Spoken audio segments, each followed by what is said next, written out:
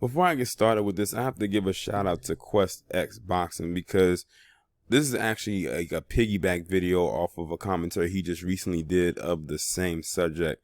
And as a matter of fact, what I might do is leave the link to his commentary about this same subject down below. And I actually came across this probably before I saw his video, but I wanted to watch his video first to get a little bit of insight even more about what you're about to hear. So in case you don't know about this individual in the picture, his name is Tom Cotton, and how ironic his last name is Cotton, who just made this very blasphemous statement. But to be quite honest, it's not so shocking because I think I've heard that phrase in which I'm about to say that came from him before from other people who think like him. He basically said that slavery, the enslavement of our ancestors, was a necessary evil basically to build this establishment and this union. Well, he got the part about building this union right off of the backs of our ancestors, and he said it was a necessary evil. It was necessary for him. See, that's like a double-edged sword. Necessary, that's the bad part. Evil, yes, we know it was evil, but it wasn't necessary. I'm like this, if you wanted to build up your own establishment and your own economy, why didn't you do it yourself? And that goes back to what I said about the last name Cotton, because let's be real here. Tom Cotton nor his ancestors would have been down there in the scorching hot sun, messing up their hands and fingers, picking their own damn cotton. Let's just be completely 100% clear on that.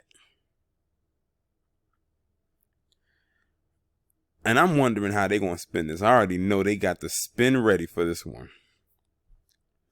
The Arkansas Republican Senator Tom Cotton has called the enslavement of millions of African people the necessary evil upon which the Union was built.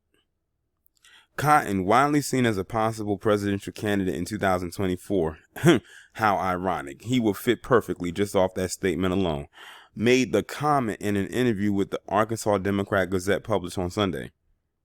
He was speaking in support of legislation he introduced on Thursday that aims to prohibit the use of federal funds to teach the 1619 Project, an initiative from the New York Times that reframes U.S. history around August 1619 and the arrival of slave ships on America's shores for the first time. Now look at that. Reframes sounds awfully a lot like rewrite. Cotton Saving American History Act of 2020 and would prohibit the use of federal funds to teach the 1619 Project by K-12 schools or school districts, according to a statement from the senator's office. The entire premise of the New York Times factually, historically flawed 1619 Project is that America is at root a systematically racist country to the core and irredeemable, Cotton told the Democrat Gazette. I reject that root and branch. America is a great and noble country founded on the proposition that all mankind is created equal. That's the lie that people like John Cotton tell themselves each and every day when they wake up in the morning, and tell themselves each and every night before they go back to sleep. That goes back to that whole separate but equal doctrine. Even as a child, when I first heard about that, I knew then that that was some bullshit. Separate but equal, how does that work? We have always struggled to live up to that promise, but no country has ever done more to achieve it. He added, we have to study the history of slavery and its role and impact on the development of our country, because otherwise we can't understand our country. As the founding fathers said, it was the necessary evil upon which the Union was built, but the Union was built in a way, as Abraham Lincoln said, to put slavery on the course to its ultimate extinction. Well, I'll put it like this, Tom Cotton. You are an unnecessary waste of space.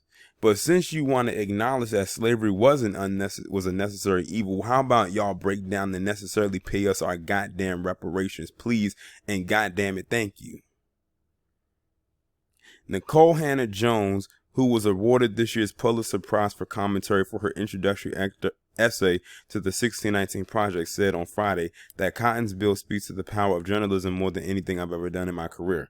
On Sunday, she tweeted, If chattel slavery, heritable, generational, permanent, race-based slavery was where it was illegal to rape, torture, and sell human beings for profit, were a necessary evil, as Tom Cotton says, it's hard to imagine what cannot be justified if it's a means to an end. You want to know what's so interesting too?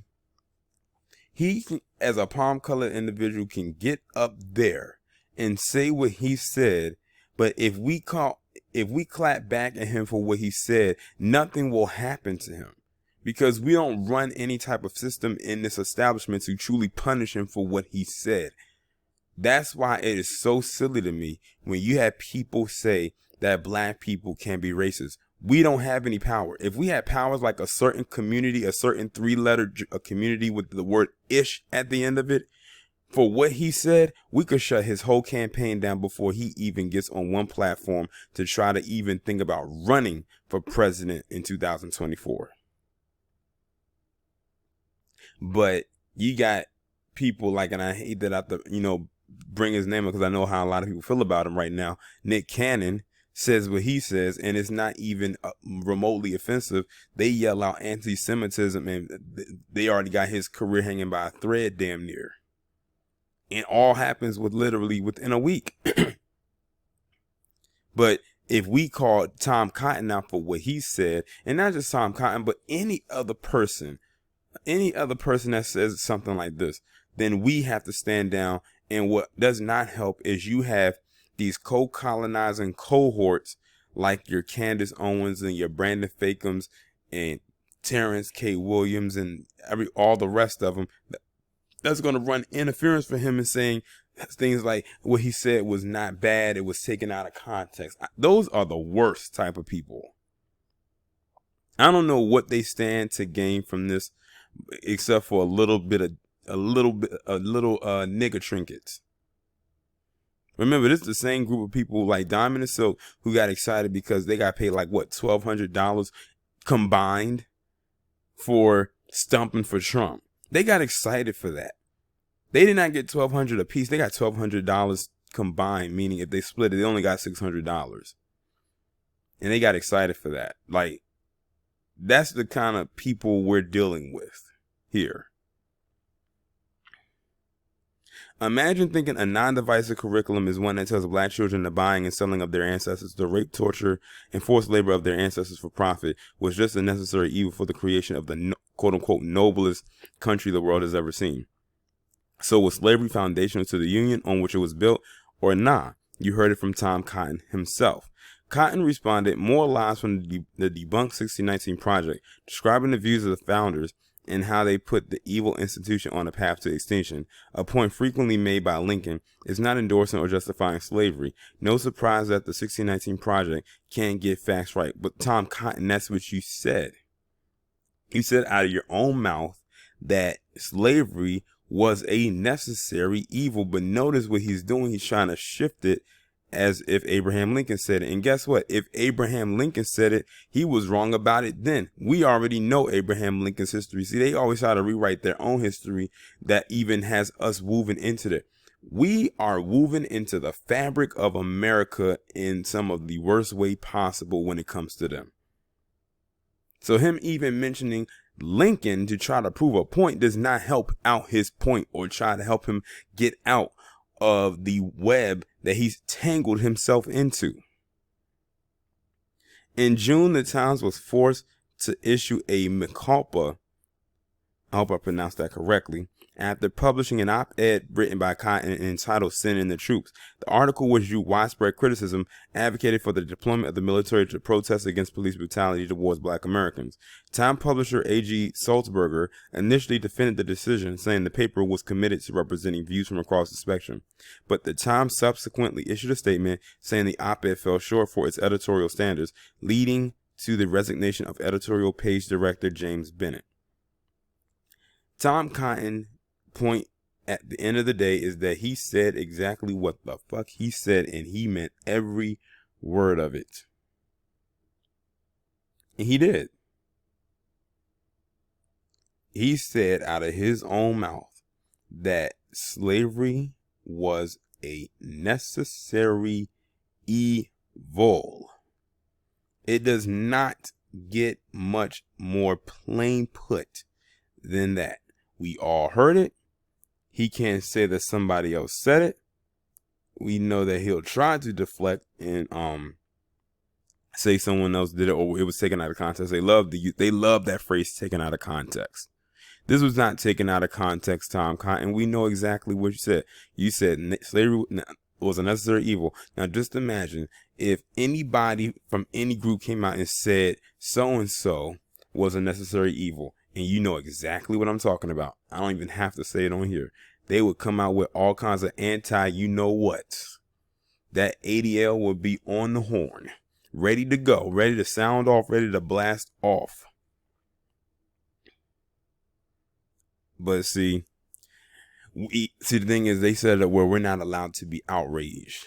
But we now know how this guy is. We know what's on his mind. We now know that in his heart and in his soul, well, he lacks a soul. He barely has a brain to come up with some bullshit like that. We know how he feels. And he's not the only one, like I said before. There's many others like that out there, like him, that think just like he does.